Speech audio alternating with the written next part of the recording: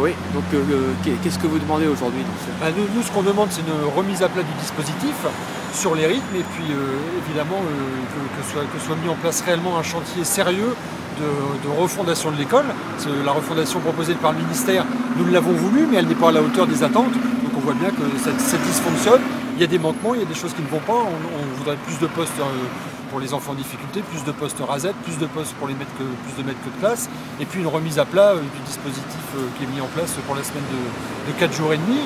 parce qu'il y a des endroits où ça fonctionne à peu près bien, et puis il y a des endroits où ça se passe très mal, il y a des endroits où c'est pas encore mis en place, mais où il y a de grosses inquiétudes d'inégalité entre les communes en fonction des moyens dont elles disposent. Donc voilà, on souhaite qu'il y ait un vrai bilan qui soit fait de ce qui existe actuellement, et puis que tout soit remis à plat et qu'on discute sereinement. Prenons le temps, rien dans la précipitation, c'est quand même l'avenir des enfants qui est en jeu. On demande le retrait du décret sur les rythmes scolaires et l'abrogation de la loi Peillon. Parce que ce qui nous gêne dans le cadre de ce décret sur les rythmes scolaires, ce n'est pas le fait de travailler le mercredi et le samedi, mais c'est de placer les écoles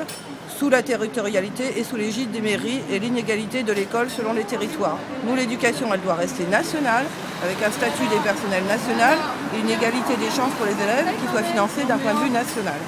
Le fait de faire dépendre des collectivités territoriales, non seulement ça fera dépendre politiquement selon les orientations politiques des mairies, l'école, ce qui pour nous est inadmissible d'un point de vue de laïcité.